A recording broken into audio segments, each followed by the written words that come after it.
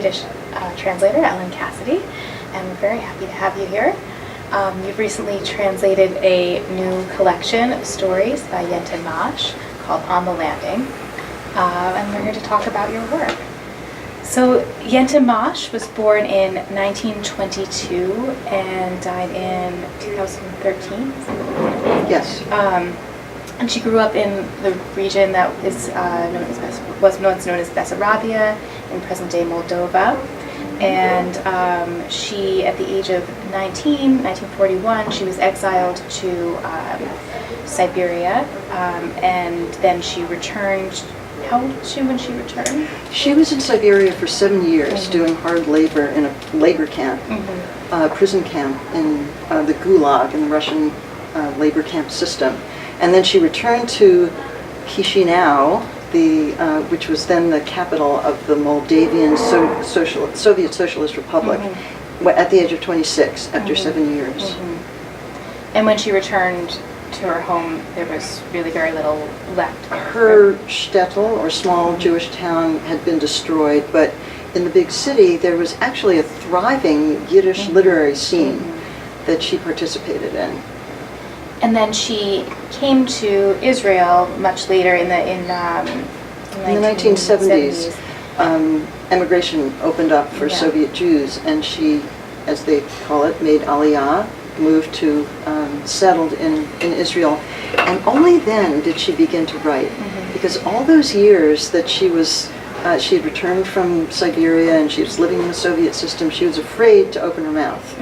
She was afraid to draw attention to herself as a former deportee and a so-called enemy of the people. She'd been exiled. I think her father owned a little store or something like that, but she was considered to be questionable during World War II, so the Soviet Union had exiled her to Siberia. And she had a lot to say, she had a lot to talk about, but she was afraid to write it down. Then when she got to Israel, everything opened up and it all came pouring out. And she was immediately recognized as quite a literary talent. She'd been sort of storing up not only her memories, but also her sort of literary skills all that time.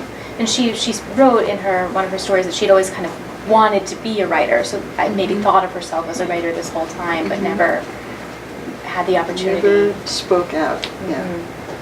Did she participated in a literary sphere, you said? Yeah, she all her friends were writers, and she had actually considered herself sort of part of the Yiddish literary world, I think starting as a child.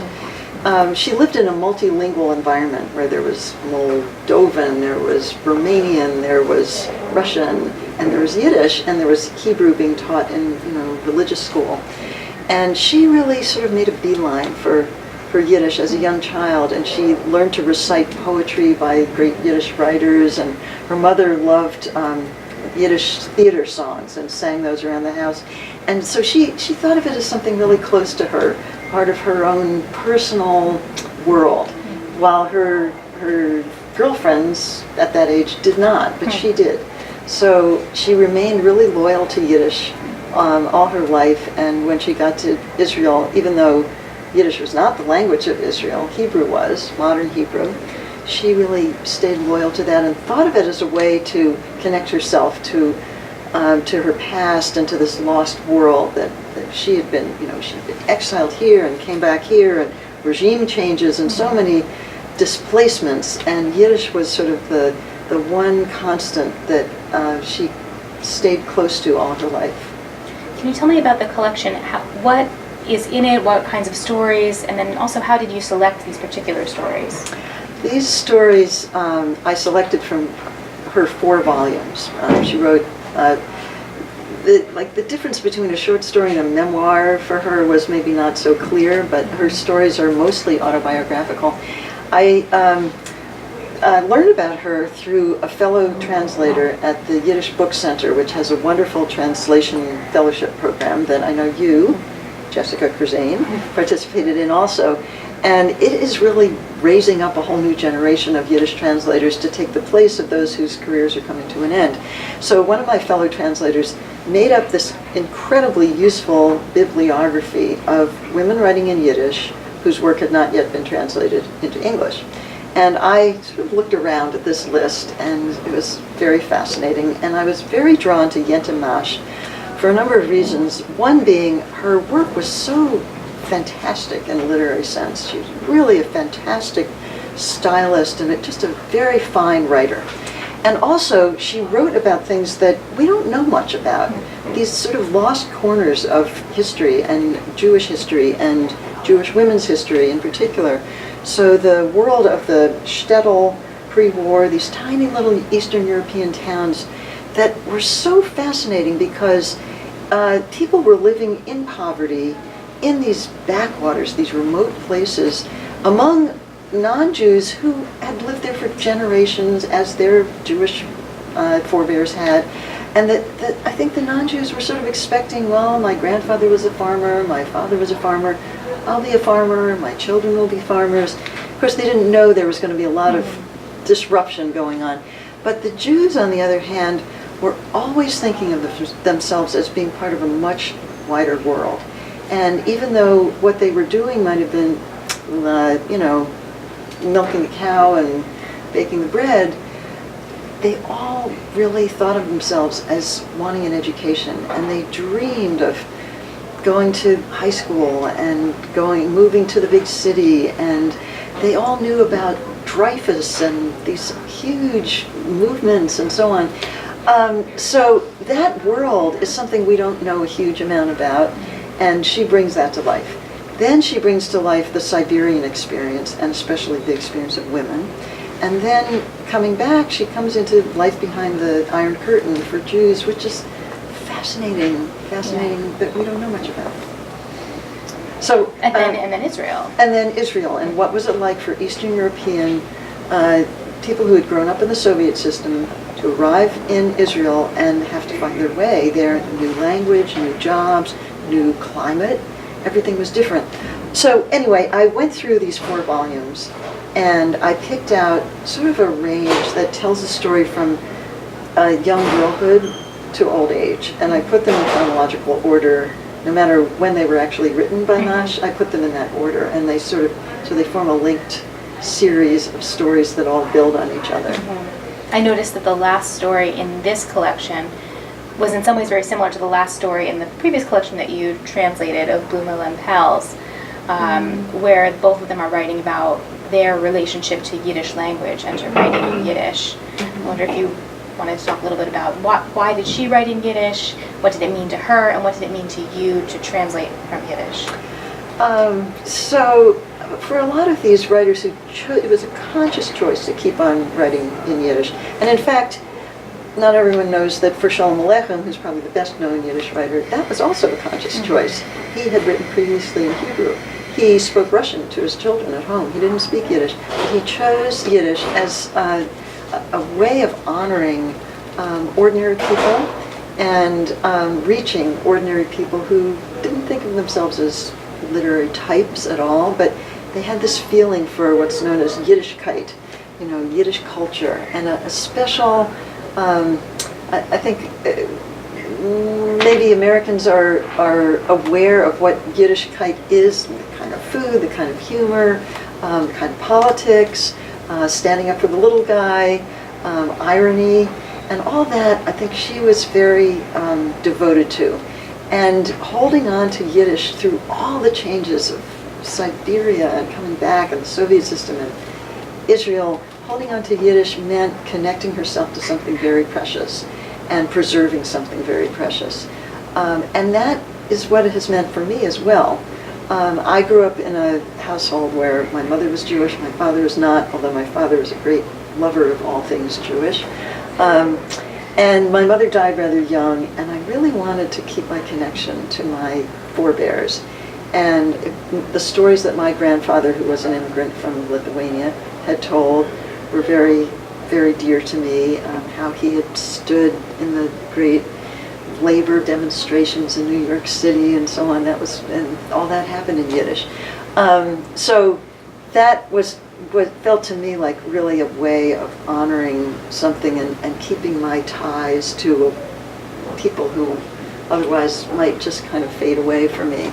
And then also it was a way for me to find a home within Jewish culture and that has really worked out so wonderfully. And my connection with you and our cooperation in writing the afterword for this collection has been really a rich collaboration for me.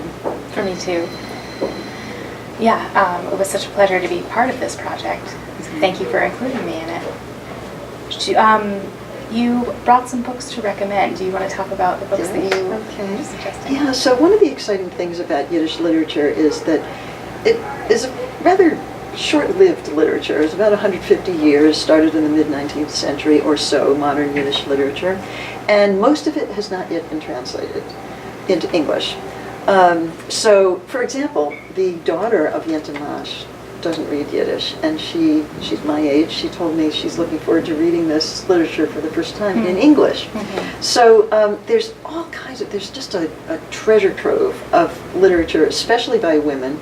Women were quite prolific in Yiddish, and their work was, most of what was published in Yiddish was written by men, but women churned out these short stories and poetry and so on, and there's a lot there. And there's also just a lot that has so much to teach us. So I want to talk about this book, Pioneers, The First Breach, was written by a writer named Ansky, that was a pen name, and it's about a tutor. Shalom Aleichem was also, this was his life story also, but this is fictionalized, a tutor who goes into this sort of backward shtetl, bringing it's like a wind coming through, bringing the news of free thinking and scientific thinking and revolution and so on, and what happens, sparks fly in this small town. So Pioneers is one book.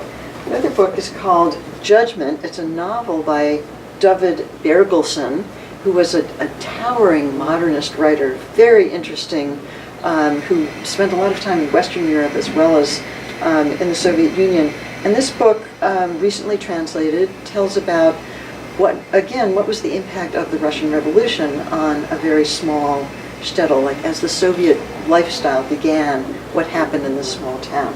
And then I'd like to plug my own book. This is a translation of work by Bluma Lempel.